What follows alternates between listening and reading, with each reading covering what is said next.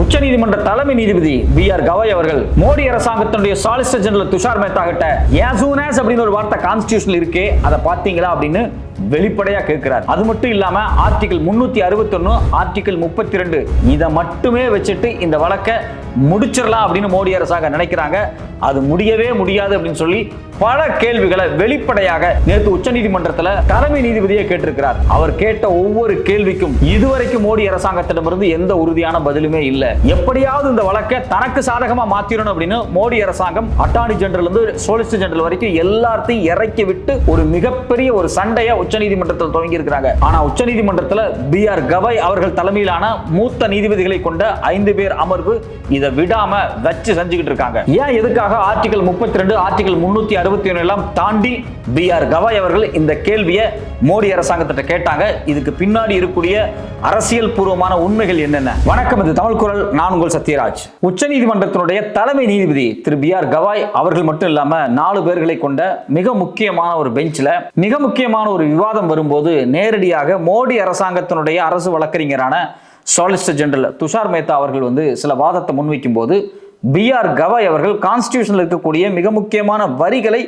Underline பண்ணி இதுக்கெல்லாம் நீங்க என்ன பதில் சொல்ல போறீங்க அப்படின்னு சொல்லி வெளிப்படையாகவே கேட்டிருக்கிறார். அதுக்கு மோடி அரசாங்கத்தின் தரப்பிலிருந்து அவர் கேட்ட கேள்விக்கு எந்த விதமான முறையான பதிலையும் சொல்லாமல் தவிர்த்திருக்கிறார்கள். இதுல ரொம்ப முக்கியமான விஷயம் என்ன அப்படின்னா, இந்த வழக்கு அப்படிங்கிறது நேற்றுக்கோ முந்தா நேற்றுக்கோ கோர்ட்ல விவாதத்தில் இல்லை, கடந்த 10 நாட்களாகவே உச்சநீதிமன்றத்தில் ஒரு பெரிய விவாதமாகவே இருக்கிறது. அந்த விவாதம் எதை பத்தி அப்படின்னா, தமிழ்நாடு அரசாங்கம் கொளுத்தி போட்ட ஒரு வெடிதான். அதாவது கடந்த மார்ச் மாதத்தில் பார்த்தீங்க அப்படின்னா தமிழ்நாடு அரசாங்கம் உச்சநீதிமன்றத்தை நாடி நாங்க நிறைய மசோதாக்களை நிறைவேற்றோம், அதை எதுலையுமே கையெழுத்து போடாம கவர்னர் அப்படியே இழுத்தடிக்கிறாரு. அதுக்கு மேல கேட்டா நான் கையெழுத்து போடலை அப்படின்னாலே அது டெட், அது செத்துருச்சு அப்படின்னு எல்லாம் சொல்றாரு. இது நியாயமே கிடையாது. இந்தியன் கான்ஸ்டிடியூஷன் படி எங்களுக்கு சில உரிமைகள் இருக்கு, எங்களுடைய ஃபண்டமெண்டல் ரைட்ஸ், இதை அவர் நிறைவேற்ற மாட்டேங்கிறார் அப்படின்னு சொல்லி கோர்ட்ல வெளிப்படையா கேஸ் போட்டாங்க. உச்சநீதிமன்றம் இந்த வழக்கு விசாரிச்சுட்டு கடந்த ஏப்ரல் மாதம் 8ஆம் தேதி ஒரு அதிரடியான ஒரு தீர்ப்பு கொடுத்தாங்க. அந்த தீர்ப்பு இந்தியா முழுக்க ஒரு மிகப்பெரிய விவாத பொருளாக மாறிச்சு. இன்னும் சொல்ல போனால் இதுக்கு முன்னாடி கேசவானந்த பாரதி கேஸ் தான் இவ்வளவு முக்கியமானதாக சொல்லுவாங்க. அதாவது கான்ஸ்டிடியூஷனல் ரெஃபரன்ஸ்ல இது ஒரு முக்கியமான மைல்கல். இந்தியன் கான்ஸ்டிடியூஷனல் ரெஃபரன்ஸாக இருக்கக்கூடிய முக்கியமான விஷயம் அந்த வழக்கில் நேரடியாக 5 பேர்களை கொண்ட மூத்த நீதிபதிகள் அந்த அமர்வு தீர்ப்பு கொடுத்தாங்க. அது யாராக வேண்டுமானாலும் இருக்கலாம், அது கவர்னராக இருக்கலாம், இல்லை ஜனாதிபதியாக இருக்கலாம். மக்களால் தேர்ந்தெடுக்கப்பட்ட இந்த சட்டமன்றத்துக்கோ இல்லை பாராளுமன்றத்துக்கோ அதிலிருந்து வரக்கூடிய அமைச்சர்களுக்கும் முதலமைச்சர்களுக்கும் பிரதமருக்கு தான் உச்சபட்சமான அதிகாரம் இருக்கு அப்படின்னு சொல்லி இது மாதிரியான மசோதாக்கள் சட்டமன்றத்திலோ நாடாளுமன்றத்திலோ பாஸ் பண்ணி கையெழுத்துக்கு வரும்போது யாருக்கிட்ட அப்படின்னா கவர்னர்ட்டையோ இல்லை ஜனாதிபதியோ கையெழுத்துக்கு வரும்போது 90 நாட்கள் அந்த கையெழுத்து போட்டு 3 மாசத்துக்குள்ள அந்த வேலையவே முடிக்கணும் அப்படின்னு சொல்லி ஒரு உத்தரவு கொடுத்தாங்க. இந்திய வரலாறுல இதுக்கு முன்னாடி அப்படி கிடையாது. இப்போ பார்த்தீங்க அப்படின்னா இன்னைக்கு தமிழ்நாட்டை ஆண்டுட்டு இருக்கக்கூடிய திமுக. ஸோ இன்னைக்கு கவர்னராக நியமிக்கப்பட்டவர் யார் அப்படின்னு பார்த்தீங்கன்னா பாஜக, 2 எதிர் கட்சி.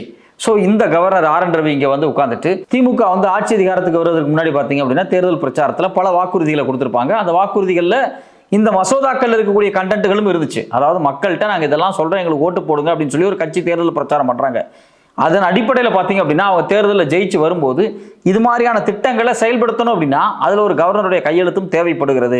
பல்கலைக்கழகத்தை உருவாக்குறது, மருத்துவக் கல்லூரி உருவாக்குறது, இன்னும் அது இல்லாமல் பார்த்தீங்கன்னா கல்லூரிகளை உருவாக்குறது அப்படிங்கும்போது ஸோ அப்போ இதுக்கெல்லாம் கவர்னர் கையெழுத்து போடாமல் இருக்கும்போது இந்திய ஜனநாயகத்தின்படி ஒரு மக்களால் தேர்ந்தெடுக்கப்பட்ட அரசு மக்கள்கிட்ட ஒரு நிபந்தனையோடு தான் அவங்க ஆட்சி அதிகாரத்துக்கு வரும்போது அதை செயல்படுத்த விடாமல் தடுப்பது எந்த வகையில் நியாயம் அப்படின்னு கவர்னர் பிரசிடென்ட் வழக்கில் உச்சநீதிமன்றமே கேட்டிருக்கு.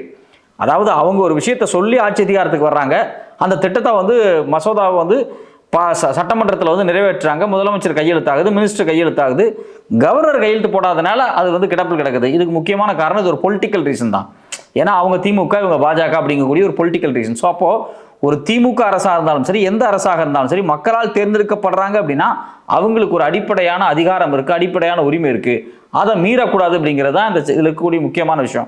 ஆனால் நேற்றுக்கு கோர்ட்டில் பார்த்தீங்க அப்படின்னா பாஜக அரசனுடைய வழக்கறிஞர் அதாவது சொலிசிட்டர் ஜெனரல் துஷார் மேத்தா அவர்கள் கோர்ட்டில் ஆர்டிகல் 32 நீங்கள் பயன்படுத்த முடியாது அப்படின்னு சொல்லி உச்சநீதிமன்றத்துக்கிட்ட ஒரு வாக்குவாதத்தில் ஈடுபட்டிருக்காங்க.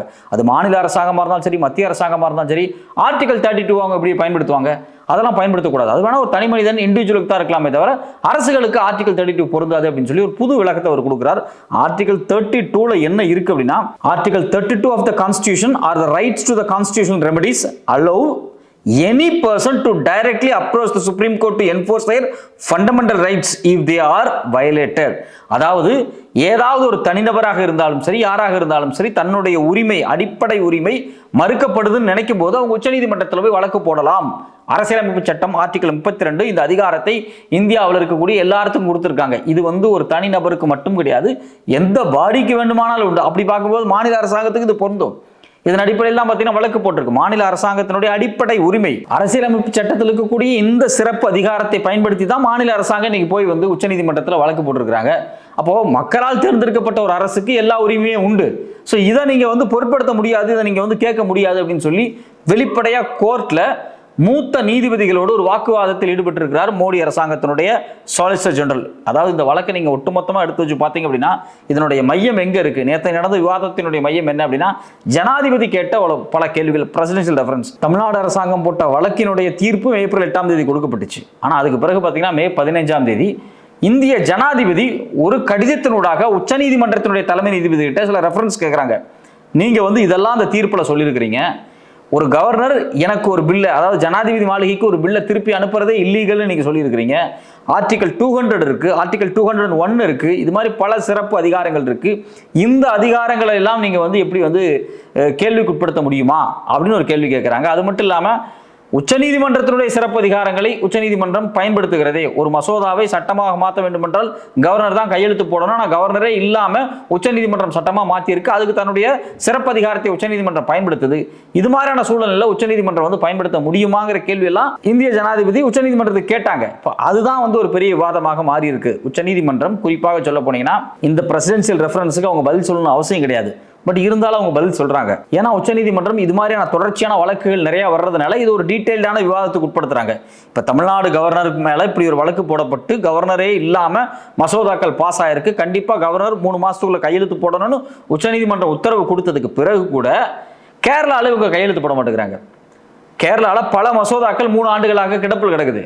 இந்த மோடி அரசாங்கத்தால் நியமிக்கப்பட்ட ஆளுநர் அவர்கள் அந்த மாநில மக்களினுடைய சட்டமன்றத்தில் நிறைவேற்றப்பட்ட மசோதாவுக்கு கையெழுத்து போடாம இழுத்தடிக்கிறார். ஏன்னா அங்க காங்கிரஸ் ஆட்சியில் இருக்கு. வெஸ்ட் பெங்கால்ல பல மசோதாவுக்கு கையெழுத்து போடாம அங்க இழுத்தடிக்கிறாங்க. ஏன்னா அங்க திரிணாமுல் காங்கிரஸ் இருக்கு. பஞ்சாப்ல ஆத்மி இருக்கு. அங்கே இருக்கக்கூடிய மசோதாக்களை கையெழுத்து போட மாட்டேங்கிறாங்க. அப்போ இது ஒரு விதமான பழிவாங்கும் நடவடிக்கை. இப்போ பாஜக அல்லாத மாநிலங்கள், வேற கட்சி ஆளக்கூடிய மாநிலங்கள் அவங்க சிறப்பாக செயல்படக்கூடாது, அவங்களுக்கு மக்கள் மத்தியில் ஒரு அதிருப்தி ஏற்படுத்தணும் அப்படிங்கிறதுக்காக ஒரு பொலிட்டிக்கல் கேமாக கையெழுத்து போடாம கவர்னர்கள் இதை தக்க வைக்கிறாங்க. ஸோ இந்த பொலிட்டிக்கல் கேம் இருக்கு பார்த்தீங்களா, இதை ஒரு மாநிலம் சால்வ் பண்ணணும்னா அவங்க சுப்ரீம் கோர்ட்டுக்கு தான் போய் ஆகணும். ஆர்டிகல் 32 பயன்படுத்தலாம், எதை வேணாலும் பயன்படுத்தலாம். ஸோ அவங்க ஆர்டிகல் 32 பயன்படுத்துறாங்க, போய் கேட்கறாங்க, எங்களுக்கான உரிமை இருக்கு, இது ஒரு அடிப்படை உரிமை, அதனால உச்சநீதிமன்றத்துக்கு வந்திருக்கோம் அப்படிங்கும்போது கவர்னர் விஷயத்தில் ஒரு மாநில அரசாங்கம் அடிப்படை உரிமையை பயன்படுத்த முடியாது அப்படின்னு ஒரு புதிய விளக்கத்தை மோடி அரசாங்கம் சொல்லியிருக்கிறாங்க. இதுல இன்னொரு கவலை தரக்கூடிய விஷயம் என்னன்னா, இந்த மோடி அரசாங்கத்துக்கு ஆதரவாக பல மாநிலங்கள், இப்போ மகாராஷ்டிரா, அது மட்டும் இல்லாமல் பார்த்தீங்கன்னா பாண்டிச்சேரி, இது மட்டும் இல்லாமல் பல மாநிலங்கள், பாஜக ஆளக்கூடிய மத்திய பிரதேசமா இருக்கட்டும், இல்லை குஜராத்தா இருக்கட்டும், இவங்க எல்லாருமே கவர்னருக்கு எப்படி நீங்க 3 மாசம் தேதி குறிப்பீங்க, தப்பு அப்படின்னு சொல்லி மாநில உரிமையை காலில் போட்டு மிதிச்சுட்டு இந்த பாஜக அரசாங்கத்துக்காக நிற்கிறாங்க. ஸோ ஏன்னா அங்கே பாஜக ஆட்சி செய்யுது அப்படிங்கிறதுனால. ஸோ அப்போ இந்த விவாதம் கடந்த ஒரு மாத காலமாக தொடர்ச்சியாக நடக்குது. குறிப்பாக கடந்த 10 நாளாக தினந்தோறும் உச்சநீதிமன்றத்தில் விவாதிக்கப்பட்டுக்கிட்டு இருக்கு. இந்த விவாதத்தில் எப்படி ஆர்டிகல் 32 நீங்க பயன்படுத்தக்கூடாது, அது உரிமை கிடையாது அப்படின்னு மோடி அரசாங்கம் சொல்லுதோ, அதே போல இந்த கவர்னரையும் ஜனாதிபதியும் பாதுகாக்கிறதுக்காகவே பார்த்தீங்க அப்படின்னா அவங்க திரும்பவும் ஆர்டிகல் 361 கையில் எடுக்கிறாங்க. ஆர்டிகல் 361 என்ன சொல்லப்படுது அப்படின்னா, constitution provides complete immunity to the president and the governors from being questioned in court for acts performed in discharge of their constitutional duties including decisions on assent to bill. அதாவது கவர்னரோ ஜனாதிபதியோ அவங்களுடைய அரசு நடவடிக்கை, குறிப்பாக மசோதாக்களில் கையெழுத்து போடக்கூடிய நடவடிக்கை குறித்தான அந்த சம்பவங்களை, அதாவது அந்த நடைமுறைகளை, ஏதாவது சிக்கல்கள் வரும்போது அதை கோர்ட்ல வச்சு தீர்க்க முடியாது, கோர்ட் இன்டர்ஃபியர் ஆக முடியாது. ஏன்னா கவர்னரும் ஜனாதிபதியும் ஒரு கம்ப்ளீட் இம்யூனிட்டி கொண்டவங்க அப்படிங்கிறத வேற ஒரு ஆர்டிகல் 361 மையமாக வச்சு இந்த அரசாங்கம் ஒரு இன்டர்பிரேஷன் கொடுக்குறாங்க. இந்த அரசாங்கம் இன்டர்பிரேஷன் கொடுக்கும்போது இங்கே தான் உச்சநீதிமன்ற தலைமை நீதிபதி திரு BR கவாய் அவர்கள் ஒரு டென்ஷன் ஆயிடுறாரு. அவர் டென்ஷனாக என்ன கேட்குறாரு அப்படின்னா, அடிப்படையில் இந்திய அரசியலமைப்பு சட்டம் எழுதப்படும் போதே ஒரு மசோதாவை கையெழுத்து போடுறதுக்கு ஒரு கால வரையறை ஃபிக்ஸ் பண்ணாங்க. 48 நாள் அப்படிங்கிறது வந்து ஏற்கனவே ஃபிக்ஸ் ஆச்சு, குறிப்பாக கவர்னருக்கும் ஜனாதிபதிக்கு. ஏன்னா அவங்க தான் கையெழுத்து போட்டாகணும். சரி, எதுக்கு இவ்வளவு பெரிய உயர்வான பதவிக்கு போய் தேதி குறிக்கணும்? அவங்க வந்து நல்லவங்களா தான் இருப்பாங்க, நியாயமானவங்களா தான் இருப்பாங்க, கண்டிப்பா அரசியலமைப்பு சட்டத்தை மதிச்சு தான் நடப்பாங்க. 48 நாள்லாம் போட வேண்டாம், as soon as 48 நாளைக்கு முன்னாடி கூட அந்த as soon as போட்டுட்டா அவங்க சீக்கிரமே கையெழுத்து போட்டுருவாங்க அப்படிங்கிற ஒரு பெருந்தன்மையில அவங்க as soon as அப்படின்னு மாத்தினாங்க. ஆனா அம்பேத்கர் என்ன நினைச்சாரு அப்படின்னா, கவர்னரா வரக்கூடியவங்களும் ஜனாதிபதியா வரக்கூடியவங்களும் அவர் மாதிரி இருப்பாருன்னு அவர் நினைச்சாரு. எல்லாருமே அவர் மாதிரி இருக்க முடியல, எல்லாத்துக்குமே அந்த பெருந்தன்மை கிடைக்காதுல. ஒரு நாள் இந்தியாவினுடைய ஆட்சி அதிகாரத்தில் பாசிச சக்திகள் வந்து உட்காருவாங்க, மதவாத சக்திகள் வந்து உட்காருவாங்க அப்படிங்கிறது அவருக்கு தெரியல. ஸோ அதில் இன்னைக்கு என்ன நடந்திருக்கு? இந்த as soon as அவர் சொன்ன அந்த பெருந்தன்மையான வார்த்தையை மிக தவறுதலாக பயன்படுத்தி யாரு, இந்த மோடி அரசாங்கம் பயன்படுத்தி இன்னைக்கு கையெழுத்தே போடாமல் வச்சிருக்காங்க. அவர் சொன்னது as soon as 48 நாளைக்கு உள்ளார, இவங்க 5 வருஷமா கையெழுத்து போடாமல் வச்சிருக்காங்க மசோதாக்களுக்கு. ஸோ இப்போ இதுதான் இன்னைக்கு நடந்திருக்கு. இந்த மசோதாக்களில் கையெழுத்து போடாம முழுக்க முழுக்க அரசியலமைப்பு சட்டங்களை தவறாக பயன்படுத்தியது இந்த கவர்னர்களும், அது மட்டும் இல்லாமல் மற்ற மாநிலத்தில் இருக்கக்கூடிய கவர்னர்களும். ஸோ இப்போ இந்த பிரச்சனையை கோர்ட்ல வந்து நியாயப்படுத்தி ஆர்டிகல் 361 ஆர்டிகல் 32 தனக்கு சாதகமாக வளைக்கிறது தான் அந்த மோடி அரசாங்கத்தினுடைய வேலையா இருக்கு. ஆனால் உச்சநீதிமன்ற நீதிபதி ரொம்ப தெளிவாக அது வந்து பேசியிருக்காரு. அவருடைய லாங்குவேஜ்ல நீங்க சொல்லணும், என்ன சொல்றாரு அப்படின்னா, whether the court could ignore the framers intent in using the phrase as soon as possible in the constitution to ensure timely action on bills passed by the state legislature. அதாவது ரொம்ப தெளிவா என்ன சொல்றாருன்னா, ஃப்ரேமர்ஸ்னு யாரை குறிப்பிடுறாரு அப்படின்னா, இந்த அரசியலமைப்பு சட்டத்தை உருவாக்கியவர்கள், எழுதியவர்கள், அது அம்பேத்கர் தலைமையிலான குழு. இந்த குழு ஒரு ஃப்ரேஸை பயன்படுத்தி இருக்குது as soon as possible அப்படின்னு. அதை நாங்க கன்சிடர் பண்ணக்கூடாதா அப்படின்னு கேட்கிறாரு. ரொம்ப முக்கியமான ஒரு கேள்வி. இங்க as soon as அப்படிங்கிற வார்த்தையை ஏன் பயன்படுத்த வேண்டிய தேவை அரசியலமைப்பு சட்டத்தை எழுதினவர்களுக்கு வந்திருக்கு அப்படின்னா, அப்படியே கிடப்பில் போட்டு வச்சிருக்க முடியாது. இவர் என்ன சொல்றாரு, ஆர்.என். ரவி, கிடப்பில் போட்டு வச்சிருந்தா செத்துருச்சு அப்படிங்கிறாரு. ஆனா அது அப்படி கிடையாது. அரசியலமைப்பு சட்டத்தில் எவ்வளவு சீக்கிரம் கையெழுத்து போட்டு அனுப்ப முடியுமோ அவ்வளவு சீக்கிரம். காலையில் 9 மணிக்கு இந்த மசோதா வருதுன்னா 10 மணிக்கு கூட கையெழுத்து போட்டு 1 மணி நேரத்தில் நீங்கள் வந்து அதை சட்டமாக மாற்றிட முடியும். ஸோ அதனால தான் அவர் as soon as possible அப்படிங்கிறத ரொம்ப பர்டிகுலராக ஒரு மசோதாவுக்கு கையெழுத்து போடுவதற்கான ஒரு ஃப்ரேஸ் அவங்க பயன்படுத்துகிறாங்க. அதாவது நம்பர்ஸாக பயன்படுத்தாமல் ஃப்ரேஸாக பயன்படுத்துகிறாங்க. ஸோ இந்த ஃப்ரேஸை நாங்கள் பயன்படுத்துறத அதை ஃபாலோ பண்ணக்கூடாதா, அதை நாங்கள் கன்சிடர் பண்ணக்கூடாதா அப்படின்னு B.R. கவாய் மோடி அரசாங்கத்தை பார்த்து வெளிப்படையாக கேட்கிறார். அத்தோடு அவர் நிற்கல. இன்னொரு வார்த்தை அவர் என்ன கேட்கிறார் அப்படின்னா, when the governor sit on a bill passed by the legislature even for the second time can he sit on it for time immemorable அப்படின்னு கேட்கிறாரு. அதாவது எந்த விதமான காலக்கெடுவுமே இல்லாம காலங்காலமாக ஒரு தொடர்ச்சியாக ஒரு வரையறைக்கு உட்படாத அப்படியே போட்டு வச்சுருந்தா நாங்கள் என்ன பண்றது, நாங்கள் இன்டர்ஃபியர் ஆகக்கூடாதா அப்படிங்கிறத அவர் கேட்கிறாரு. நியாயமான ஒரு கேள்வி. ஒரு மசோதா சட்டமன்றத்தில் பாஸ் ஆகி கவர்னருக்கு வருது அப்படின்னா 2 ஆப்ஷன் தான் இருக்கு. அவர் ஒன்று கையெழுத்து போடலாம், இல்லை திருப்பி அனுப்பலாம். அவர் வித்ஹோல்டு பண்றது அப்படிங்கிறதே ஒரு வீட்டோ பவர் அப்படிங்கிறது கிடையவே கிடையாது அவருக்கு. சரி, ஓகே, ரைட்டு. அவர் திருப்பி ஏன் எப்போ அனுப்புவார், இதில் ஏதாவது சேஞ்சஸ் பண்ணுங்க அப்படின்னு திருப்பி அனுப்பிச்சாதான் திருப்பி சட்டமன்றம் என்ன பண்ணுவாங்க, அதில் ஏதாவது சேஞ்சஸ் பண்ணுவாங்க. இல்லை அது சரியாக தான் இருக்குது அப்படின்னா 2வது முறை நிறைவேற்றி திருப்பியும் கவர்னருக்கு அனுப்புவாங்க. இப்போ கவர்னருக்கு கூடிய ஆப்ஷன் என்ன? ஒரே ஒரு ஆப்ஷன் தான், அவர் கையெழுத்து போட்டாகணும். ஆனால் அவர் கையெழுத்து போடாமல் இவர் என்ன பண்ணுறாருன்னா, கான்ஸ்டியூஷனல் ரெஃபரன்ஸுக்காக நான் வந்து ஜனாதிபதிக்கு அனுப்பிச்சிட்டேன் அப்படிங்கிறாரு. இதையே இல்லீகல்னு யார் சொல்கிறாங்க அப்படின்னா, சுப்ரீம் கோர்ட் சொல்லுது. ஏன் அவங்க சொல்கிறாங்க அப்படின்னா, இப்படி ஒரு நடைமுறையே கிடையாதா அப்படின்னா, இப்படி ஒரு நடைமுறை இருக்குது. ஆனால் ரொம்ப ரொம்ப ரொம்ப முக்கியமான கான்ஸ்டியூஷனல் டிஸ்கோர்ஸ் வரும்போது மட்டும்தான் ஜனாதிபதிக்கு இப்படி அனுப்புவாங்க. ஆனால் அவங்க என்ன பண்ணுறாங்க அப்படின்னா, சாதாரணமாக தமிழ்நாட்டில் ஒரு யூனிவர்சிட்டி கொண்டு வரணும். ஏற்கனவே தமிழ்நாட்டில் 100கணக்கான யூனிவர்சிட்டிஸ் இருக்குது. அதனோட சேர்த்து இன்னொரு யூனிவர்சிட்டி கொண்டு வர முயற்சி பண்ணுறாங்க. அதுக்கு கையெழுத்து போட மாட்டேன், அது ஒரு கான்ஸ்டியூஷன் சிக்கலா முதல்ல. அப்போ இது திட்டமிட்ட அரசியல் உள்நோக்கத்தோடு அந்த மசோதாவில் கையெழுத்து போடாமல் இழுத்தடிக்கிறாரு கவர்னர் அப்படிங்கிறதா உண்மை. அதனால இது ஜனாதிபதிக்கு அனுப்பிச்சதே இல்லீகல் அப்படின்னு உச்சநீதிமன்ற தீர்ப்பிலே அவர் சொல்றாரு. ஸோ அதன் அடிப்படையில் பார்த்தீங்க அப்படின்னா, நேற்றுக்கு உச்சநீதிமன்ற தலைமை நீதிபதி கேட்ட கேள்வி ரொம்ப முக்கியமானது. ஒரு கவர்னர் அவர் கையெழுத்து போடாமல் மசோதாக்களை இப்படி கிடப்பில் போட்டு வைத்திருந்தால், கால வரைவு இல்லாமல் காலமாக எந்த விதமான பதிலும் இல்லாமல் என்ன செய்யறது? இது ரொம்ப ரொம்ப நியாயமான ஒரு கேள்வி. அதுவும் செகண்ட் டைம் அனுப்பிச்சதுக்கு பிறகு, ஃபர்ஸ்ட் டைம் கூட செகண்ட் டைம் அனுப்பிச்சதுக்கு பிறகு நான் கையெழுத்து போடாமல் வச்சிருந்தா அது என்ன வகையில் நியாயம் அப்படின்னு கேட்குறாரு.